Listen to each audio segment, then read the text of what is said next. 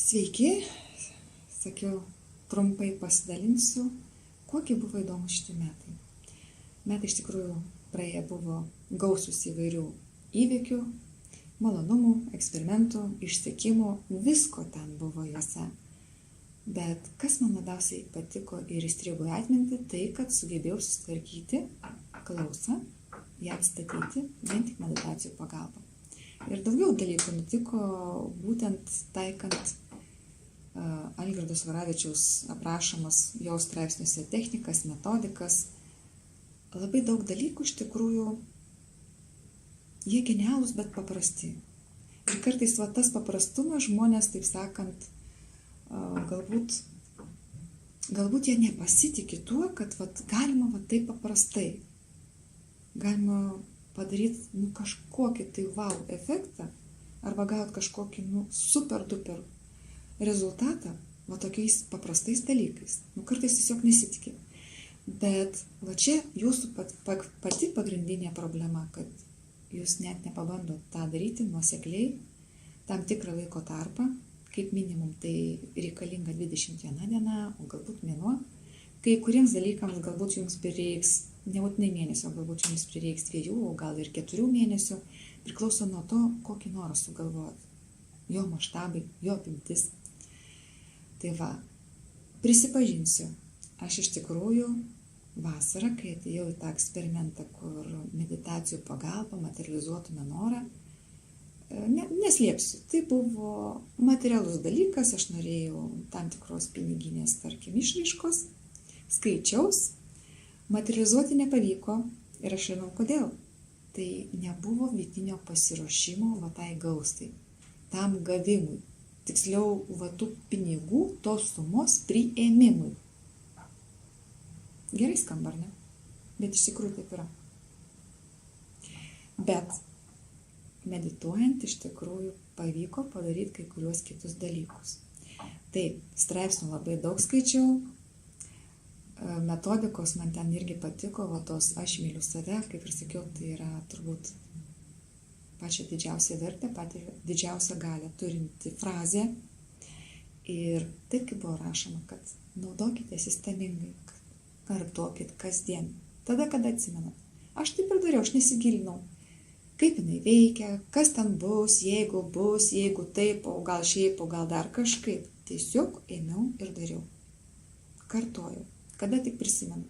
Eini valgyti daryti vaikam, ar ten eini pasivaikščiot, ar užsiemi kažkokią kitą veiklą, skaitai knygą, galbūt kavą geri, ar kažkuo užsiimi neįtin sudėtingų dalykų, tiesiog mintyse kartoju. Kad niekas kitas, jokia kita kvaila mintis, ten savigaila ar dar kažkas, kad tiesiog nelystų į galvą. Ir žinokit, tas mėnuo iš tikrųjų pakeitė daug, todėl kad viduje kūnas patikėjo tuo, ką girdi. Jis pradėjo visai kitaip reaguoti daugelį dalykų. Atsirado tam tikra vidinė laisvė, pasitikėjimas. Pradėjau net išoriškai tas matytis, nes kiti pradėjo man komplimentus sakyti, sako, ką tu tokio darai, sako, tu švyti, sako, tu atrodo, kad, pasakysiu atvirai, kai kurie įvardino tą pokytį. Kadangi aš moteris, tai natūralu, kad pagalvoju, o gal tu ne iš čia? Nes sako, tavo oda spindi, akis spindi, eini gražiai, atrodo lėki, skrendi ir taip toliau. Nugi malonu išgirsti tai, tikrai. Nors ir ne iš čia. Bet apart šito viso, aš dar pasinaudojau teta gydymu ir turėjau tikrai kompleksą, tam tikrų meditacijų, tam tikrų technikų ir lygiai per 1 mėnesį man pavyko susitvarkyti klausą. Nes iš tikrųjų su viena ausim aš labai prastai girdėjau, būdavo labai dažni pas mane ausų uždegimai, kitos problemos ir po visų tų sirgimų tiesiog paprasčiausiai klausa iki tiek nusėdo, kad praktiškai negirdėdavau beveik. Telefonu būdavo labai sunku atsiliepti šnekėti, todėl kad aš nelabai girdėdavau, ką sako pašnekovas. Man reikdavo prie gerosios ausies laikyti telefoną. Tai mėnesį laiko tvarkingai padirbus, aš iš tikrųjų sugebėjau atstatyti klausą. taip kaip ir su Dane šnekant, aš užsiminiau, kad tai atrodo, kad tarytum kažkas mygtuką įjungia, pradedi lygtais girdėti. Paskui vėl tas garsas dingsta ir vėl girdi taip kaip prastai, tarytum iš po žemio, labai tyliai. Buvo momentai, kad atrodė iš vis nieko negirdi, tarytum užgulė ausis, užkrito ir viskas, užsidarė. Paskui vėl atgal grįžta. Ir tai pasikeitimai dar buvo tokie, kad iki tol aš dažniausiai, kadangi važinėjau nedaug, po miestą tik tais, maži trumpi atstumai, aš radijos, tarkim, neklausydavau automobilyje.